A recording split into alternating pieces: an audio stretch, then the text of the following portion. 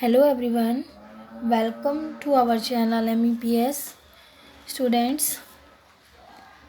आज का हमारा टॉपिक है आरक्षण यानी कि रिजर्वेशन। अनुसूचित जातियों और अनुसूचित जनजातियों के लिए आरक्षण यानी कि इन जातियों के लिए आरक्षण की व्यवस्था कब की गई और ये आरक्षण की शुरुआत कब से हुई थी, पहले हम ये जानते हैं।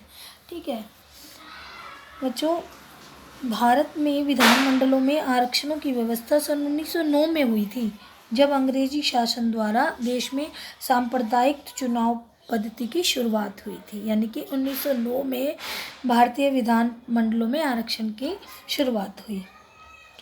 इस प्रणाली के अंतर्गत क्या किया था, अंग्रेजों ने केंद्रीय और प्रांतीय विधानमंडलों में मुस्लिम समुदाय के लिए अलग प्रतिनिधित्व की व्यवस्था की थी। ठीक है, फिर उन्होंने 1919 में एक अधिनियम पास किया। इसमें अन्य संप्रदायों जैसे सिख, एंग्लो इंडियन और भारतीय ईसाइयों तक आरक्षण को बढ़ा दिया गया। उनका क्या औचित्य रहा होगा इसमें? उन अंग्रेजों द्वारा भारत में आपसी फूट और शासन करों की नीति का अनुसरण करते हुए ऐसा किया गया था। ठीक है, लेकिन भारतीय संविधान में सांप्रदायिक आधार पर आरक्षण की प्रणाली को बिल्कुल ख़त्म कर दिया था जब हमारा देश आज़ाद हुआ। परंतु हमारे संविधान में पिछड़े वर्गों जैसे अनुसूचित जातियों SC और अनुसूचित जनजातियों ST के सदस्यों के लिए स्थानों के आरक्षण की व्यवस्था की गई। इस समय लोकसभा में 84 सीटें अनुसूचित जातियां तथा 47 सीटें अनुसूचित जनजातियों के लिए आरक्षित हैं। यानी 84 सीट अनुसूचित जातियों और 47 अनुसूचित जनजातियों के लिए आरक्षित है। आरंभ में बच्चों यह व्यवस्था केवल 10 वर्षों के लिए की गई थी, यानी 1960 तक के लिए, लेकिन बाद में इसे हर 10 वर्ष बाद बढ़ाया जाता रहा है। अब वर्तमान में 95 संशोधन के द्वारा इसे 2020 तक बढ़ा दिया गया है। अब बात करते हैं पंचायती राज के निकायों और नगर निगम संस्थाओं में इन आरक्षण की क्या व्यवस्था है। बच्चों, पंचायती निकायों और नगर निगम संस्थाओं में अनुसूचित जातियों और जनजातियों के लिए जो स्थानों का आरक्षण किया गया है, उनकी जनसंख्या के अनुपात पर किया गया है, अनुपात के आधार पर किया गया है। नेक्स्ट जो हमारा पॉइंट आता है वो आता है महिलाओं के लिए आरक्षण।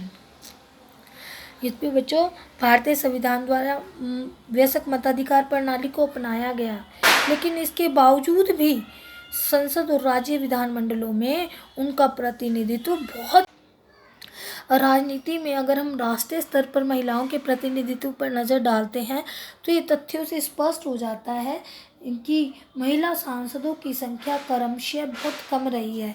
जैसे हम 1957 की बात करें, 1957 में 22, 1962 में 31, 1967 में 29 और 1971 में 21, यानी अब 2014 में महिला सांसदों की संख्या कितनी रही है? 62 ही रही है।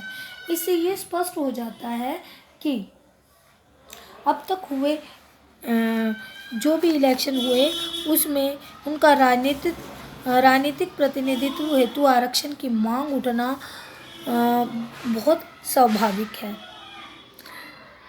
संविधान के 73वें और 74वें संशोधन के द्वारा स्थानीय शासन संस्थाओं में इनका स्थान 1/3 सुरक्षित कर दिया गया, यानी कि महिलाओं के लिए 1/3 स्थान सुरक्षित कर दिया गया है। हरियाणा तथा अन्य कई राज्यों में भी इसे बढ़ाकर 50% तक कर दिया गया है।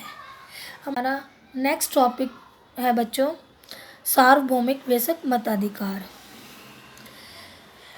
वयस्क मताधिकार से क्या समझते हैं आप? वयस्क मताधिकार से तात्पर्य मतदान करने की ऐसी व्यवस्था से है जिसमें प्रत्येक नागरिक को बिना किसी प्रकार के भेदभाव के एक निश्चित आयु पूरी करने के बाद मत देने का अधिकार प्राप्त हो जाता है, यानी वोट डालने का अधिकार प्राप्त हो जाता है। इस प्रणाली की खास विशेषता यह है कि इस प्रणाली में बच्चों शिक्षा, लिंग, संपत्ति, जन्म स्थान या अन्य आधार पर कोई भेदभाव नहीं किया जाता। हाँ, केवल पागल, दिवालिये और कुछ विशेष प्रकार के अपराधी और विदेशियों को ही मत देने का अधिकार नहीं दिया गया है। संसार के विभिन्न देशों में वयस्क होने की आयु भिन्न भिन्न है, यानी कि अलग अलग देशों में वयस्क मताधिकार यानी मत देने की अधिकार, वोट देने का जो अधिकार है, एक इसके लिए जो आयु निश्चित की गई है वो अलग अलग है। जैसे भारत में, अमेरिका में, इंग्लैंड में यह 18 वर्ष है, नॉर्वे में 23 वर्ष है, जापान में 25 वर्ष है। ठीक है। वयस्क मताधिकार के पक्ष और विपक्ष में भी तर्क दिए जाते हैं। आइए पहले बात करते हैं पक्ष में तर्क। पहला आता है लोक सार्वभौमिक वयस्क मताधिकार लोक प्रभु सत्ता के सिद्धांत के अनुकूल है। पहले तो समझिए लोक प्रभु सत्ता का अर्थ क्या है। कि लोक प्रभु सत्ता का अर्थ है कि जो सर्वोच्च शक्ति है वो जनता के हाथों में है। ठीक है। कोई भी लोकतंत्र तब तक वास्तविक लोकतंत्र नहीं बन सकता जब तक कि प्रतिनिधियों के चुनाव में प्रत्येक व्यक्ति अपना योगदान ना दे। इसीलिए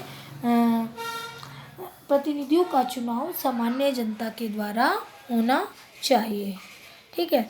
दूसरा है ये समानता पर आधारित है। क्या है?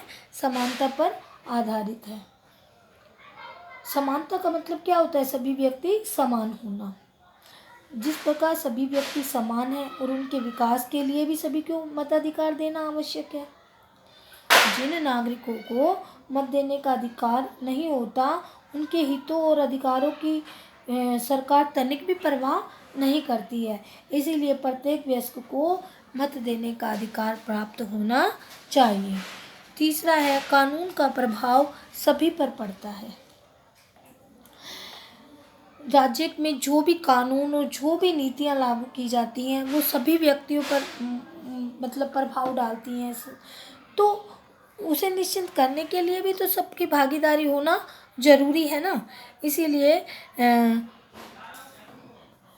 कानूनों का प्रभाव जब सब पर पड़ता है तो मत देने का अधिकार भी सबके पास होना चाहिए। नेक्स्ट पॉइंट आता है सभी के अधिकार सुरक्षित रहते हैं।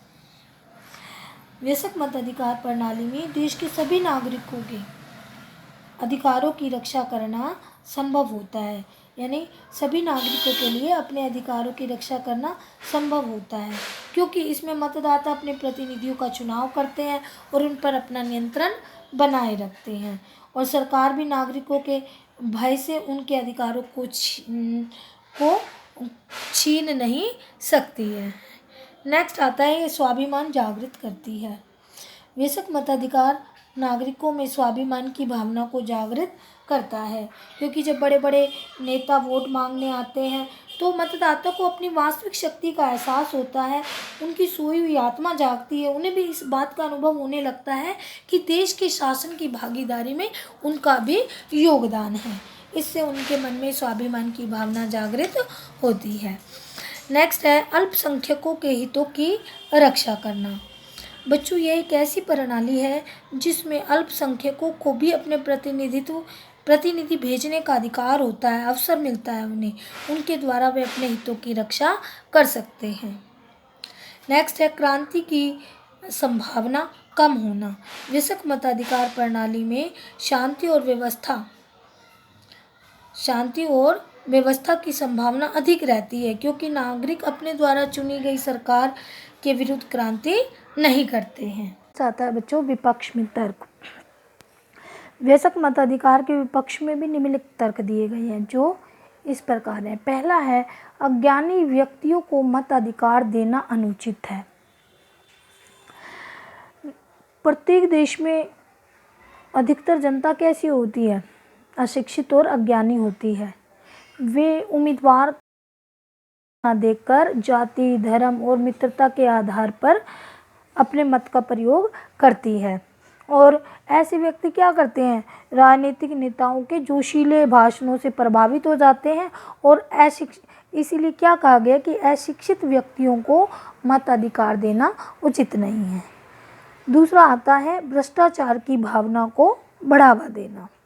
वयस्क मताधिकार प्रणाली में भ्रष्टाचार को बढ़ावा मिलता है, यानी धनी उम्मीदवार द्वारा जो निर्धन व्यक्ति होते हैं उनके मतों को खरीद लिया जाता है, यानी वो अपने जो गरीब लोग हैं, गरीब नागरिक है, वो अपने वोटों को बेच देते हैं थोड़े से पैसे के लालच में और भ्रष्टाचारी उम्मीदवार के हाथों में